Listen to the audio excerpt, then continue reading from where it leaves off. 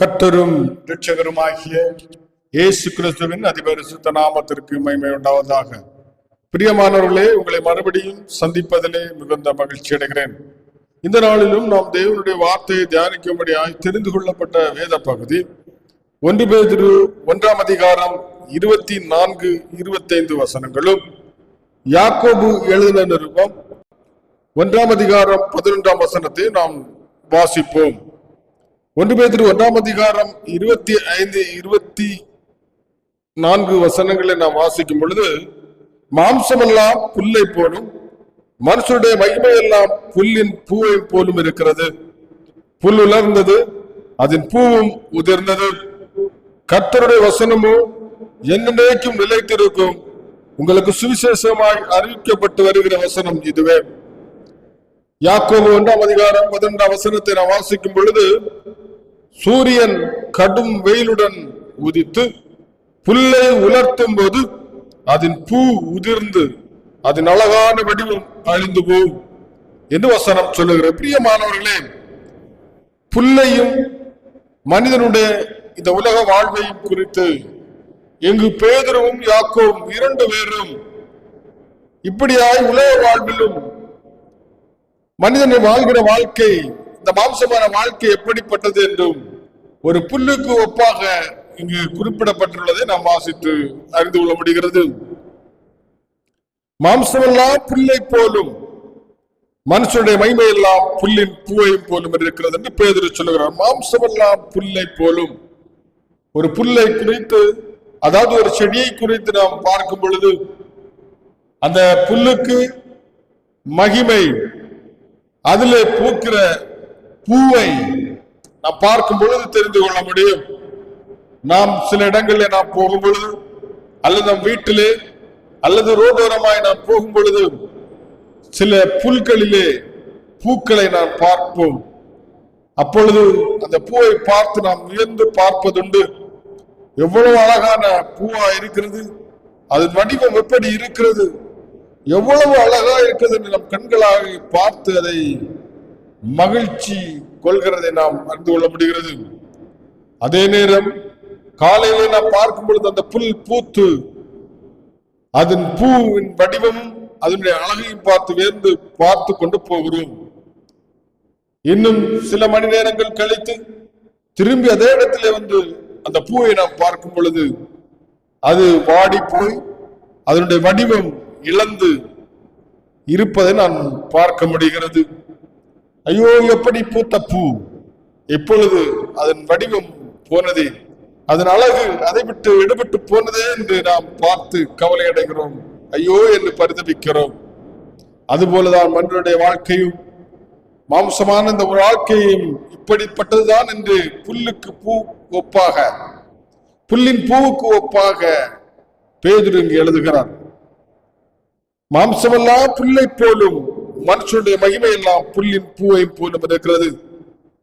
பிரியமானவர்களே, இன்று உலகிலே வாழ்கிற மனிதர்கள் பலவிதமான மகிமை உடையவர்களாய், செல்வ செழிப்புள்ளவர்களாய், பதவிகளை, அதாவது உயர்ந்த பதவிகளை வைக்கிறவர்களாய், அதிகமான பணத்தை வைத்திருப்பவர்களாய், வீடு, செல்வம், வாசல், பிள்ளைகள் என செல்வ செழிப்பாய் வாழ்கிறவர்களாய் இருக்கிறார்கள். சிலர் அவர்களை பார்க்கும் பொழுது அவனுக்கு எவ்வளவு செல்வம் இருக்கிறது, அவனுடைய பிள்ளைகள் பெரிய பதவியில இருக்கிறார்கள், அவன் எப்படிப்பட்ட பதவியில இருக்கிறான் என்று அவனை பார்த்து பெருமை பாராட்டுவதுண்டு.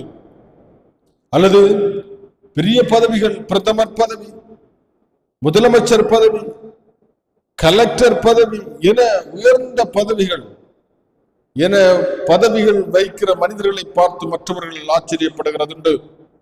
எப்படிப்பட்ட பதவி வைக்கிறான், அவனுக்கு எவ்வளவு செல்வம் இருக்கிறது, அவனுடைய பிள்ளைகள் நன்றாயிருக்கிறார்கள் என்று மற்றவர்கள் பார்த்து பெருமைப்படுகிறதும் அவர்களை புகழ்வதும் உண்டு. இங்கு பேதுரு எழுதுகிறார், மாம்சமெல்லாம் புல்லை போலும், அவன் மகிமையெல்லாம் புல்லின் பூவை போலும் இருக்கிறது. புல்லின் பூவை போலும் இருக்கிறது. பிரியமானவர்களே, மனிதர்கள் சில வேளை பெரிய பதவிகளிலும் செல்வந்தர்களாக இருக்கலாம்.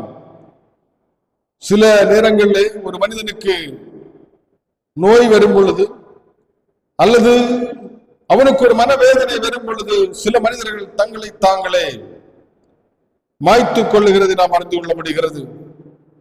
தங்களை தங்களே மாய்த்துக் கொள்ளுகிறார்கள். எல்லாம் இருக்கிறது அவர்களிடத்திலே, புகழ் இருக்கிறது, செல்வம் இருக்கிறது, எல்லாமே இருக்கு, ஆனால் மனதிலே நிம்மதி இல்லை. ஒரு உபத்திரவம் வரும் பொழுது தங்களை தாங்களே மாய்த்துக் கொள்ளுகிறார்கள். சில மனிதர்கள் வாழ்ந்து வயதாகி அவர்கள் மரித்து போகிறார்கள். வசனம் சொல்லுகிறது, ஒரே தினம் மரிப்பதும் நியாய தீர்ப்படைவதும் என்று வசனம் சொல்லுகிறது. அது மனிதனுக்கு நியமிக்கப்பட்டிருக்கிறது. ஒரு மனிதன் எவ்வளவு மகிமை உடையவனாய் இருந்தாலும், அழகுள்ளவனாய் இருந்தாலும், இளமை உள்ளவனாய் இருந்தாலும், செல்வம் உள்ளவனாய் இருந்தாலும் அவன் ஒரு நாள் மரித்தாக வேண்டும். ஒரே தரம் மரிப்பது என்பது ஒரு மனிதனுக்கு நியமிக்கப்பட்டிருக்கிறது. வசனம் எபிரேயர் 9ஆம் அதிகாரத்திலே வாசிக்கும் பொழுது தெரிந்து கொள்ள முடியும். ஹல்லேலூயா. பிரியமானவர்களே, யாக்கோபு 1ஆம் அதிகாரம் 11ஆம் வசனத்திலே வாசிக்கும் பொழுது, சூரியன் கடும் வெயிலுடன் உதிர்த்து புல்லை உலர்த்தும் பொழுது அதன் பூ உதிர்ந்து அதன் அழகான வடிவு அழிந்து போகும்.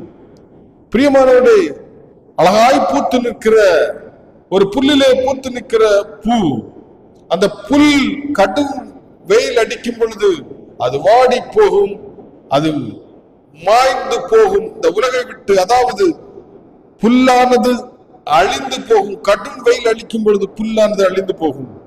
அப்பொழுது அதுக்கு மகிமையாயிருக்கிற அந்த பூவும் வாடி போகும். இரண்டுமாய் வாடி அது அதனுடைய தன்மை அழிந்து, பூ இருந்த இடம் தெரியாமல், புல் இருந்த இடம் தெரியாமல் அழிந்து வாடி போகிறது. ஹல்லேலூயா. அதே போலதான் மனிதனுடைய வாழ்க்கையும். மனிதன் அழகுள்ளவனாயிருக்கிறான், அந்தஸ்துள்ளவனாயிருக்கிறான், பதவி உள்ளவனாயிருக்கிறான். ஆனால் அவனுக்கு ஒரு உபத்திரம் வரும் பொழுது, அவனுடைய வயதாகி அவன் மரிக்கிற ஒரு நாள் நியமிக்கப்பட்டிருக்கிறது. அந்த நாள் வரும் பொழுது இந்த உலகத்தை விட்டு அவன் போகிறான். ஹல்லேலூயா. ஆனால் 1 பேதுரு 1ஆம் அதிகாரம் 25ஆம் வசனத்தை வாசிக்கும் பொழுது, கர்த்தருடைய வசனமோ என்றென்றைக்கும் நிலைத்திருக்கும். உங்களுக்கு சுவிசேஷமாய் அறிவிக்கப்பட்டிருக்கிற வசனம் இதுவே. யோவான் 1ஆம் அதிகாரம் 1ஆம் வசனம் சொல்லுகிறது, ஆதியிலே வார்த்தை இருந்தது, அந்த வார்த்தை தேவனிடத்தில் இருந்தது, அந்த வார்த்தை தேவனாய் இருந்தது. 1 தீமோத்தேயு 3ஆம் அதிகாரம் 16ஆம் வசனத்திலே நாம் வாசிக்கும் பொழுது, தேவன் மாம்சத்தில் வெளிப்பட்டார் என்று வசனம் சொல்லுகிறது. வெளிப்படுத்தின விசேஷம் 19ஆம் அதிகாரம் 13ஆம் வசனத்தை வாசிக்கும் பொழுது, இரத்தத்தால் துவைக்கப்பட்ட வஸ்திரத்தை தரித்திருந்தார், அவருடைய நாமம் வார்த்தை என்பதை. வார்த்தையாகிய தேவன், ஆதியிலே வார்த்தை இருந்தது, அந்த வார்த்தை தேவனிடத்தில் இருந்தது, அந்த வார்த்தை தேவனாய் இருந்தது. 1 தீமோத்தேயு 3:14 அந்த வார்த்தையாயிருந்த தேவன் மாம்சத்தில் வெளிப்பட்டார். உலகம் பாவத்திலும் பாவத்தின் அடிமைத்தனத்திலும் உலகத்தில் வாழ்ந்திருந்த மனிதர்கள் வாழ்ந்து கொண்டிருக்கும் பொழுது அவர்களை மீட்கும்படியாக சுமார் 2000 வருடங்களுக்கு முன்பாக பூமியிலே மனுஷராய் வெளிப்பட்டார். தேவன் மாம்சத்தில் வெளிப்பட்டார். வெளிப்பட்டு மரித்து அடக்கம் பண்ணப்பட்டு கல்வாரி சிலுவையிலே அவர் மரித்து பாடுகள் பட்டு மரித்து அடக்கம் பண்ணப்பட்டு 3ஆம் நாள் உயிரோடு எழும்பினார். இன்றும் ஜீவனுள்ளவராயிருக்கிறார். ஹல்லேலூயா. அழிவில்லாத வசனம்.